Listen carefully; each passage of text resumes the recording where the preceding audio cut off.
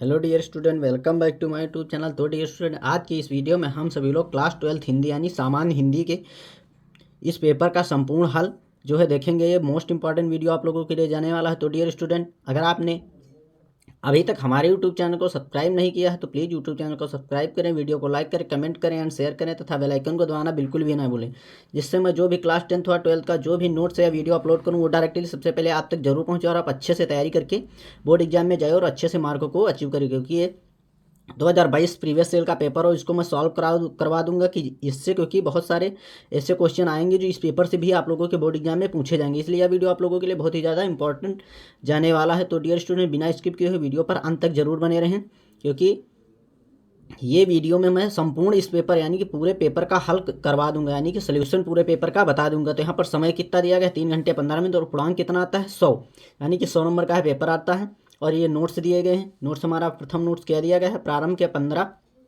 Minute परीक्षार्थियों को प्रश्न पत्र पढ़ने के लिए निर्धारित है। निर्देश नंबर 1 दिया गया है, संपूर्ण प्रश्न पत्र 2 भाग खंड का व खंड खा में विभाजित है, सभी प्रश्न करना अनिवार्य है।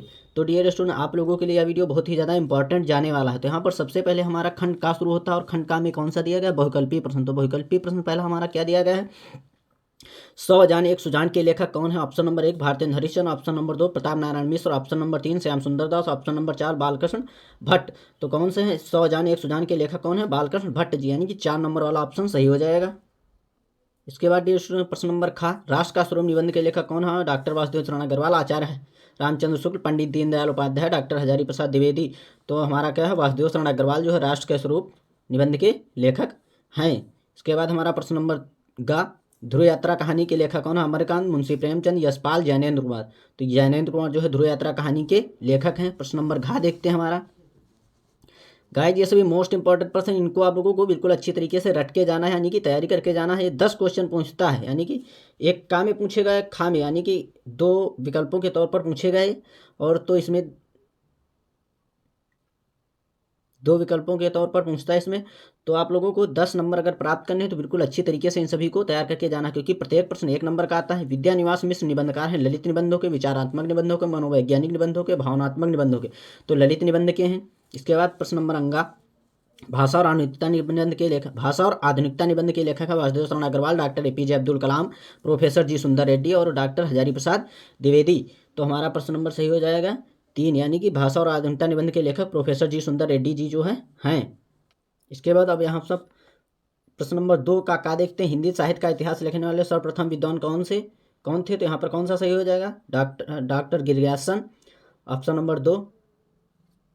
यहाँ पर 2 का देखते हैं, हिंदी साहित्य का इतिहास लिखने वाले सर्वप्रथम विद्वान हैं डॉक्टर गिरियासन, गरसादात तासी, डॉक्टर रामकुमार वर्मा, आचार्य रामचंद्र गरसादात तासी जी जो है इतिहास लिखने वाले सर्वप्रथम विद्वान थे। अब खा देखते हैं, खा हमारा दिया गया, मलिक मोहम्मद जैसी को किस धारा का कवि माना गया है, ज्ञाना मार्गी अथवा संत काव्य धारा का, राम मार्गी, सूफी काव्य धारा का, सगुण भक्ति काव्य धारा का जो है इनको कवि माना गया। हमारा 4 नंबर वाला ऑप्शन सही हो जाएगा। इसके बाद प्रश्न नंबर गा देखते हैं, रीत काल को श्रृंगार काल किसने नाम दिया, मिश्र बंधुओं ने, रामशंकर शुक्ल रसाल ने, विश्वनाथ प्रसाद मिश्र ने, आचार्य रामचंद्र शुक्ल ने। तो विश्वनाथ प्रसाद मिश्र जी ने जो है रीत काल को श्रृंगार काल नाम दिया।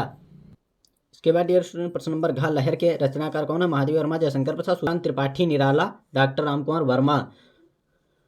तो जो है लहर के रचनाकार जयशंकर प्रसाद जी जो हैं। हिरोशिमा कविता के रचनाकार कौन है, रामधारी सिंह दिनकर, सच्चिदानंद हीरानंद वात्सल्यन अज्ञे, महादेव वर्मा, माखनलाल चतुर्वेदी। तो सच्चिदानंद हीरानंद वात्सल्यन अज्ञे जी जो है हिरोशिमा नामक कविता के रचनाकार हैं। इसके बाद डियर स्टूडेंट अब हम सभी लोग देखते हैं हिंदी, यानी कि 3 नंबर दिए गए गद्यांश पर आधारित निम्नलिखित प्रश्नों के उत्तर दीजिए। जन का प्रवाह अनंत होता है, 17 वर्षों से भूमि के साथ राष्ट्रीय जन ने तादाम्य प्राप्त किया है, जब तक सूर्य की रश्मियां नित्य प्रातःकाल भुवन को अमृत से भर देती हैं। तो यानी कि ये किससे दिया गया है, जन का प्रवाह यहाँ पर दिया गया है, तो किससे लिया गया है, राष्ट्र का स्वरूप, यहाँ पर राष्ट्र के स्वरूप नामक पाठ से ये लिया गया है। क्योंकि इसमें यहाँ पर भी देख लीजिए राष्ट्र दिया गया, यानी कि राष्ट्र यहाँ पर दिया गया, तो समझ जाइए कि राष्ट्र का स्वरूप से लिया गया। और ये इसी से प्रश्न पूछे गए हैं, जन का प्रवाह से क्या से, तो जन का प्रवाह अनंत है और राष्ट्र के इतिहास में उतार चढ़ाव आते हैं, ठीक उसी प्रकार से राष्ट्र के निवासियों की श्रृंखला निरंतर बढ़ती रहती है, प्रत्येक मनुष्य राष्ट्र से जुड़ा है, जन का प्रवाह से यही आशय है। ये इसका आंसर हो जाएगा। इसके बाद हम सभी लोग देखते हैं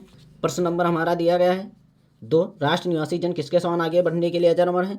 तो इसी में देखेंगे सिर्फ, यानी कि ये जो पैराग्राफ दिया गया था इसी में से ढूंढ ढूंढ के इन प्रश्नों को लिखना है। तो राष्ट्र जन के निवासी उठती नई लहरों के समान आगे बढ़ने के लिए अजर अमर हैं। उत्थान के घाटों का निर्माण कैसे होता है? प्रश्न नंबर 3 गया। उत्थान के घाटों का निर्माण कर्म और श्रम के परिवर्तन के श्रम के द्वारा ही उत्थान के घाटों का निर्माण कैसे होता है? तो उत्थान के घाटों का निर्माण कर्म और श्रम के द्वारा ही होता है। रेखांकित अंश की व्याख्या कीजिए। तो जितना इसमें रेखांकित, यानी कि यहाँ पर जितने भी अंडरलाइन दिया गया होगा उसी की व्याख्या को करना है। और उसके बाद पाठ का शीर्षक और उसके लेखक का नाम लिखिए। तो पाठ का शीर्षक और लेखक का इसमें क्या नाम लिखेंगे? तो लिखेंगे प्रस्तुत गद्यांश महान साहित्यकार डॉक्टर वासुदेव शरण अग्रवाल द्वारा लिखित राष्ट्र का स्वरूप नामक पाठ से उद्गृत है। यह निबंध हमारी पाठ्य पुस्तक हिंदी के गद्य भाग में संकलित है। इतना लिख देंगे। अथवा करके दूसरा हमारा दिया गया, दूसरा हम देखते हैं कौन सा दिया गया है। दूसरा हमारा दिया गया मगर उदास होना बेकार है। अशोक आज भी, अशोक दिया गया तो यानी कि अशोक के फूल नामक पाठ से अवतरित है या लिया गया है। इसी से लिया गया, अशोक के फूल नामक पाठ से लिया गया। और इसके प्रश्नों को देखते हैं। इसके प्रश्न कौन कौन से? लेखक के अनुसार किसमें परिवर्तन हुआ है? तो लेखक के अनुसार मनुष्य की जो है मनोवृत्ति में परिवर्तन हुआ। रेखांकित अंश की व्याख्या कीजिए। तो यहाँ पर जितना भी यदि बदले बिना भागे, यानी कि जितना ये दिया गया इसी की व्याख्या को करना है। मनोवृत्त और धावन शब्दों का क्या आशय है? मनोवृत्त का अर्थ है मन की वृत्ति या मन की आवृत्ति, और धावन में धोना। अशोक आज उसी मौज में क्यों है? क्योंकि वह बिना उदास हुए उसी तरह जिस तरह पहले वह जीवन यापन कर रहा था उसी तरह आज भी जीवन यापन कर रहा है, इसीलिए वह उसी मौज में जी रहा है। उपयोग गद्यांश के पाठ का शीर्षक और उसके लेखक का नाम लिखिए। तो लिखेंगे प्रस्तुत गद्यांश हमारी पाठ्य पुस्तक हिंदी के गद्य भाग से अशोक का फूल नामक पाठ से उद्गृत है। इसके लेखक आचार्य हजारी प्रसाद द्विवेदी जी है जो है। इतना लिख देंगे। इसके बाद प्रश्न नंबर 4 दिए गए पद्यांश, यानी कि पद्य में आ जाते पद्यांश आधारित निम्नलिखित प्रश्नों के उत्तर दिए। प्रत्येक प्रश्न जो है 5 प्रश्न पूछता है और प्रत्येक प्रश्न 2 नंबर का होता है। तो दुर्बलता का ही चिन्ह विशेष शपथ है, पर अबला जन के लिए कौन सा पथ है? यानी कि ये किससे लिया गया है? कैकेयी का अनुताप नामक पाठ से लिया गया है। यहाँ पर देख लीजिए, यहाँ पर दुर्बलता का, यानी कि इसमें श्री राम जी के बारे में वर्णन किया गया है, वन के बारे में। तो यहाँ पर किससे लिया गया है? यानी कि ये कैकेयी अनुताप नामक पाठ से लिया गया है। गाइज अगर आप इसकी व्याख्या को चाहते हो तो हमारी अन्य वीडियो को भी देख सकते हैं, क्योंकि मैंने अलग अलग वीडियो में एक एक पैराग्राफ की व्याख्या को भी बताया। आप लोग अच्छी तरीके से तैयार करना चाहते हो तो आप देख सकते हैं। प्रस्तुत पद्यांश में पाठ व कवि का नाम लिखिए। तो लिखेंगे प्रस्तुत पद्यांश हमारी पाठ्य पुस्तक हिंदी के राष्ट्र कवि मैथिली शरण गुप्त जी द्वारा लिखित कैकेयी के अनुताप नामक पाठ से अवतरित है। प्रश्न नंबर 2 दिया गया रेखांकित अंश की व्याख्या कीजिए। तो शीश नक्षत्र शशि निशा उत्तेश टपकती रोती थी नीरो सभा हृदय थपकाती। तो लिखेंगे उस समय तारों से जड़ी हुई चांदनी रात ओस के कणों के रूप में आंसुओं की वर्षा कर रही थी और नीचे मौन सभा अपने हृदय को थपथपा रही थी। यही हो जाएगा। ठहरो। दुर्बलता का चिन्ह क्या है? इसे कौन किससे कह रहा है? दुर्बलता का विशेष चिन्ह जो है शपथ है या कसम जिसे कहते हैं। और कौन किससे कह रहा है? यानी कि ये कैकेयी जी जो है यहाँ पर बैठी सभा और श्री राम जिसे कह रहे हैं। ठहरो मत रोको मुझे कौन हो सुन लो, यह कथन किसके प्रति है? यानी कि यह जो है ठहरो मत रोको मुझे कहो सो सुन लो, यह कथन जो है कैकेयी जी किससे, सभा वहाँ पर बैठी सभा और श्री राम जिसे कह रहे। नीरव सभा की क्या स्थिति है? तो नीरव सभा की स्थिति ऐसी थी कि वह अपने हृदय को थपथपा रही थी। यानी कि जितने सारे प्रश्न पूछे जाते हैं ये सभी डायरेक्टली इसी में मिल जाएंगे। तो यहीं से लिख के करना है। दूसरा हमारा अथवा करके दिया गया दुख की पिछली रजनी भी विकसता सुख का नवल प्रभात, ये दिया गया। इसके प्रश्न देख लेते हैं हमारा कौन कौन से दिए गए हैं। तो प्रश्न दिया गया प्रस्तुत पद्यांश के पाठ एवं कवि का नाम लिखिए। अगर आप इसकी भी व्याख्या को चाहते हैं इस पर यूट्यूब प्रोफाइल पर जाकर उस वीडियो को भी देख सकते हैं। पद्यांश के पाठ एवं कवि का नाम लिखिए। तो इसके लिए लिखेंगे प्रस्तुत पद्यांश हमारी पाठ्य पुस्तक हिंदी के राष्ट्र कवि जयशंकर प्रसाद जी के द्वारा लिखित श्रद्धामनु नामक पाठ से उद्गृत या अवतरित है। इतना लिख देंगे। रेखांकित अंश की व्याख्या कीजिए। तो इसमें जितना पूछा गया है उसकी व्याख्या हो जाएगी। श्रद्धामनु को संतावना देते हुए उन्हें प्रेरित करते हुए कहते हैं कि दुख की पिछली काली रात के बीच सुख का नया सवेरा विकसित होता है। इतनी ही लाइन की व्याख्या पूछे। नवल और गात शब्द के नवल का अर्थ है नया और गात में होता है पूर्व संकेत। यहाँ पर तुम किसके लिए प्रयुक्त हो रहा और वह किसको क्या समझ बैठे हैं? यहाँ पर तुम जो है मनु के लिए प्रयुक्त हुआ है और जिसे वह श्राप समझ रहे हैं वह संसार की पीड़ा का कारण है। यह किसका कैसा वरदान है? तो जिसे तुम श्राप समझ रहे हो वह संसार की पीड़ा का कारण है। यह ईश्वर की रहस्यमयी वरदान है। इसके बाद गाइस यहाँ पर प्रश्न नंबर 5 पूछता है। प्रश्न नंबर 5 हमारा क्या देगा? निम्नलिखित में से किसी एक लेखक के साहित्यिक परिचय देते हुए उनकी की कृतियों का उल्लेख कीजिए। तो अधिकतम शब्द सीमा कितनी है? 80, यानी कि 3 नंबर का जो साहित्यिक परिचय और 2 नंबर की कृतियाँ। तो प्रोफेसर जी सुंदर रेड्डी जी का जन्म कब हुआ था? 1919 ईस्वी में। जन्म स्थान आंध्र प्रदेश, और यह निबंधकार के रूप में प्रसिद्ध थे, और 2005 में इनकी मृत्यु हो गई। अब डॉक्टर APJ अब्दुल कलाम का जीवन परिचय। तो जन्म कब हुआ था? 1931 ईस्वी, धनुषकोटी तमिलनाडु में हुआ था। आत्मकथा लेखक थे, और ये इनके पिता का नाम जैनुलाब्दीन था, और इनकी मृत्यु 2015 में हुई थी। इसके बाद डॉक्टर हजारी प्रसाद द्विवेदी का जन्म कब हुआ था? 1907 ईस्वी में, दुबे का छपरा नामक गांव में। पिता का नाम अनमोल द्विवेदी, और यह निबंधकार के रूप में प्रसिद्ध है हिंदी साहित्य में, यानी कि ये निबंधकार के रूप में प्रसिद्ध है। मृत्यु 1979 ईस्वी में हुई थी। इस पेपर में मैं पूरे पेपर का सोल्यूशन बता दूंगा, थोड़ा वीडियो बड़ी हो जाएगी पर पूरी देखना। तो खा दिया गया है निम्नलिखित में से किसी एक कवि का, यानी कि 3 में से सिर्फ एक को ही लिखना, जिसे आप लोग अच्छी तरीके से आप लोगों को याद हो, उसी की जीवन परिचय या साहित्यिक परिचय को लिखना है। साहित्यिक परिचय देते हुए उनकी प्रमुख कृतियों का उल्लेख कीजिए, यानी कि अधिकतम शब्द सीमा कितनी है? 80 शब्द, 80 शब्दों में लिखना है। इसके बाद दिया गया है जयशंकर प्रसाद का जन्म कब हुआ था? तो यानी कि साहित्यिक परिचय पूछता है तो जयशंकर प्रसाद का शॉर्ट में ही मैं बता रहा हूँ। 1879 ईस्वी, जन्म स्थान काशी, पिता का नाम देवी प्रसाद साहू, और मृत्यु 1937 ईस्वी में हुई थी। महादेवी वर्मा आप देखते हैं, महादेवी वर्मा का जन्म 1907 ईस्वी फर्रुखाबाद में हुआ था। पिता का नाम गोविंद शाह, भाषा खड़ी बोली, और मृत्यु 1987 ईस्वी। और इसके बाद रामधारी सिंह दिनकर जी का जन्म कब हुआ था? 1908 ईस्वी, जन्म स्थान सिमरिया मुंगेर में हुआ था, और पिता का नाम रवि सिंह, भाषा खड़ी बोली, और मृत्यु 1974 ईस्वी में हो गई थी। गाइज यहाँ पर आप देख लेते हैं, बहादुर अथवा पंचलाइट कहानी का उद्देश्य लिखे। तो ये गाइज बहादुर अथवा दोनों में से सिर्फ एक को लिखना है इसको। और ये यहाँ पर 7 प्रश्न नंबर 6 और 7 जो दिए गए स्वपठित खंडकाव्य के आधार पर किसी एक खंड के लिए एक प्रश्न का उत्तर दिए जाए, और अधिकतम शब्द सीमा 80 शब्द, यानी कि 80 शब्दों में लिखना है। और ये 5-5 जो है 10 नंबर आप लोगों को बिल्कुल रट के जाना, क्योंकि आप बहादुर का रट लीजिए या पंचलाइट, दोनों में से किसी एक का तो आता ही आता है, हमेशा आता है। मतलब ये कोई जरूरी नहीं कि इसके बिना समझो ये पेपर आएगा ही नहीं, ये 100% पेपर में आएगा। तो इसीलिए आप लोगों को इसको बिल्कुल रट के जाना, पंचलाइट अथवा बहादुर कहानी को। और यहाँ पर देख लीजिए स्वपठित ये जो खंड काव्य पूछता है, तो यहाँ पर लखनऊ जिले के लिए कौन सा आधारित है? सत्य की जीत, यानी कि सत्य की जीत खंड काव्य में नायक का चरित्र चित्रण लिखे, अथवा सत्य की जीत खंड काव्य का कथासार लिखिए। गए दोनों प्रश्न यही पूछे, दोनों में से अथवा करके जो आप लोग तैयार करके जाइए उसे अच्छी तरीके से लिखना है। इसके बाद डियर स्टूडेंट खंड खा शुरू होता है, जिसमें यानी कि संस्कृत से रिलेटेड अब सभी चीज़ें पूछता है। तो इसमें क्या दिया गया है? संस्कृत साहित्य में आजकल वाल्मीकि महर्षि, यानी कि ये किससे लिया गया है? अथवा करके दिया गया है, 2 दिए गए हैं, और ये इतना बड़ा है। तो यानी कि प्रस्तुत, और इसके क्वेश्चन क्या पूछता है? सबसे पहले दिए गए संस्कृत गद्यांशों में से किसी एक संदर्भ हिंदी में अनुवाद कीजिए, यानी कि 2 नंबर का संदर्भ, 5 नंबर की इसकी व्याख्या करने के लिए, अनुवाद करने के लिए आता है। तो इसका संदर्भ में क्या लिखेंगे? प्रस्तुत गद्यांश हमारी पाठ्य पुस्तक संस्कृत भाग में संकलित संस्कृत भाषा महत्वम नामक पाठ से अवतरित है, इतना लिख देंगे। अगर आप इसकी अनुवाद को चाहते हैं तो हमारी यूट्यूब प्रोफाइल पर जाकर इसकी व्याख्या को मैंने बताया वो वीडियो को भी आप देख सकते हैं, और अच्छी तरीके से तैयार करके आप बोर्ड एग्जाम में जाइए।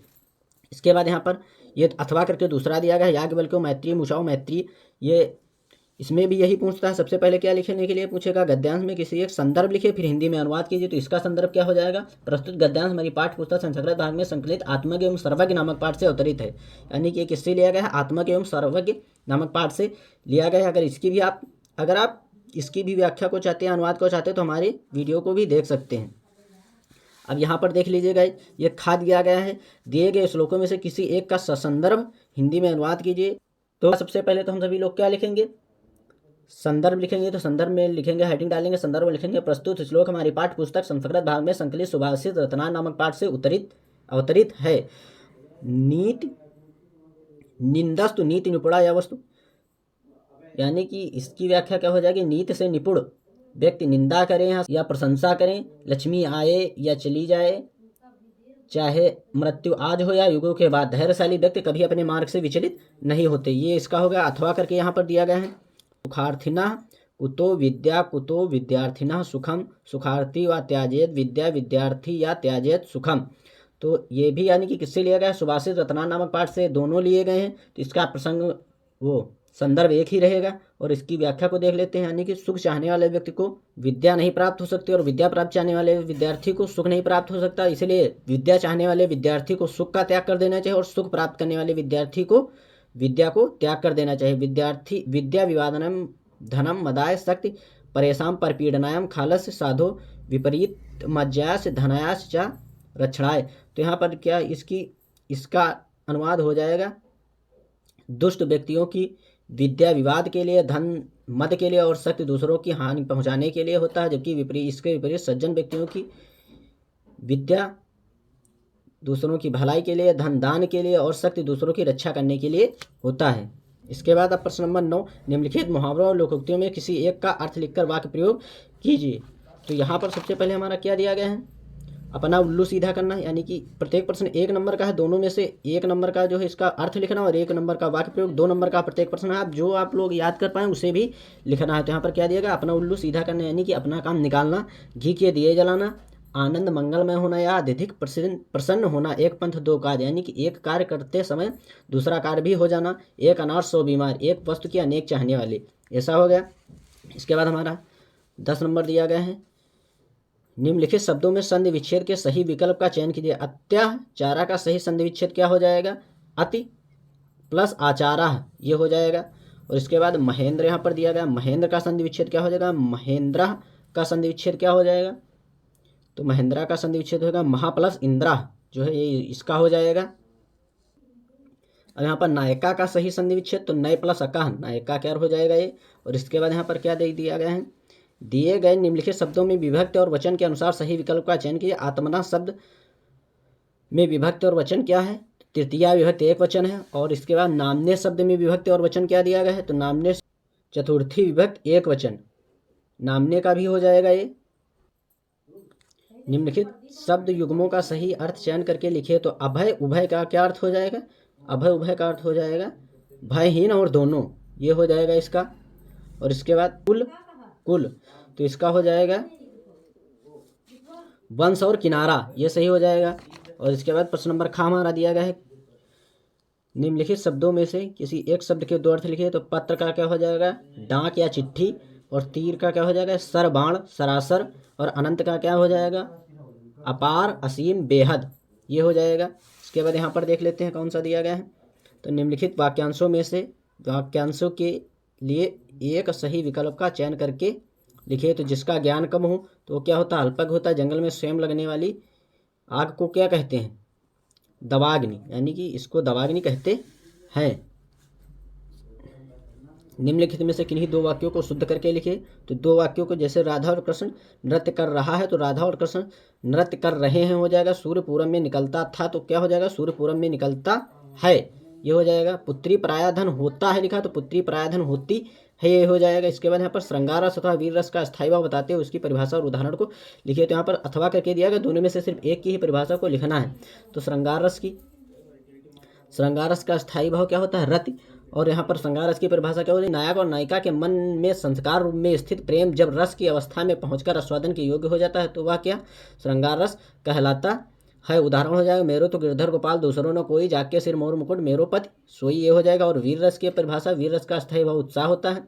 युद्ध को लड़ने अथवा किसी कठिन कार्य को करने के लिए हृदय में जो उत्साह जागृत होता है उसे क्या कहते हैं, वीर रस कहते हैं। और उदाहरण हो जाएगा वीर रस का, राणा प्रताप के घोड़े से पड़ गया हवा का पाला था। इसके बाद यहाँ पर देख लेते हैं यमक अलंकार अथवा रूपक अलंकार का लक्षण और उदाहरण लिखिए। तो यमक अलंकार की परिभाषा यहाँ पर क्या हो जाएगी, जहाँ एक शब्द अथवा शब्द समूह का एक से अधिक बार प्रयोग हुआ हो किंतु उसका अर्थ प्रत्येक बार अलग हो, वहाँ पर क्या होता है, यमक अलंकार होता है। और इसका उदाहरण क्या होता है, उधो जोग जोग हम नहीं अथवा करके। रूपक अलंकार की परिभाषा को देख लेते हैं। तो रूपक अलंकार जहाँ उपमेय में उपमान का भेद रहित आरोप होता है, वहाँ रूपक अलंकार होता है। और इसका उदाहरण हो जाएगा चरण कमल बंदो हरि राई।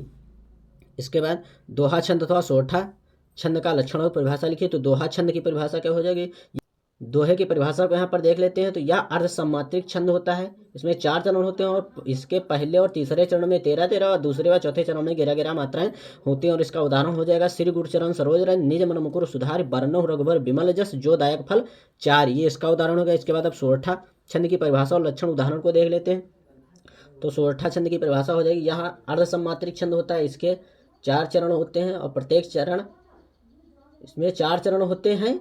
प्रथम और तृतीय चरण में 11-11 मात्राएं तथा द्वितीय चतुर्थ चरण में 13-13 मात्राएं होती हैं। यह दोहे का उल्टा होता है। और इसका उदाहरण होगा जो सुमरत सिद्ध हुए गणनायक कविवर बदाम करो अनुग्रह सोए बुद्धि राशि शुभ गुण सदन। गाइज अगर आप इन सभी की मात्राओं को निकालना चाहते हैं तो हमारे यूट्यूब प्रोफाइल पर जाकर मात्राएं निकालने की वीडियो को भी आप देख सकते हैं, जिसमें मैंने बिल्कुल आसान ट्रिक के साथ मात्राएं निकालना भी बता दिया है। इसके बाद 13 प्रश्न नंबर 13 देखते हैं, यानी कि 6 नंबर का है प्रश्न। अपने क्षेत्र में प्रदूषण में उत्पन्न स्थिति का वर्णन करते हुए नगर पालिका अध्यक्ष को एक पत्र लिखे, या अपनी उच्च शिक्षा प्राप्त के लिए शैक्षणिक ऋण प्राप्त करने के उद्देश्य में किसी बैंक के प्रबंधन को पत्र लिखिए। ये गाइज आप लोगों को बिल्कुल अच्छी तरीके से तैयार करके जाना है। और यहाँ पर देख लीजिए निबंध आता है, यानी कि कितने 7, 2, 9 नंबर का निबंध आता है। तो निम्नलिखित में से किसी एक पर अपनी भाषा शैली में निबंध के जीवन में परिश्रम का महत्व, आधुनिक शिक्षा प्रणाली में गुणदोष, अनियंत्रित भ्रष्टाचार कारण और निवारण, वर्तमान समाज में नारी की स्थिति, मेरा प्रिय कवि। गाइज इन सभी पर निबंध पूछता है। तो अगर उम्मीद करता हूँ आप लोगों को वीडियो पसंद आए होगा। तो डियर स्टूडेंट, अगर आपने अभी तक हमारे यूट्यूब चैनल को सब्सक्राइब नहीं किया तो प्लीज़ आपसे हाथ जोड़कर निवेदन है कि फटाफट आप हमारे यूट्यूब चैनल को सब्सक्राइब करें, वीडियो को लाइक करें, कमेंट करें एंड बेल आइकन को दबाना बिल्कुल भी ना भूलें, जिससे मैं जो भी वीडियो अपलोड करूँ वो डायरेक्टली सबसे पहले आप तक जरूर पहुँचे, जिससे और आपके सपोर्ट से ही मैं इसी तरह की वीडियो आप लोगों के लिए लाता रहूँगा। धन्यवाद।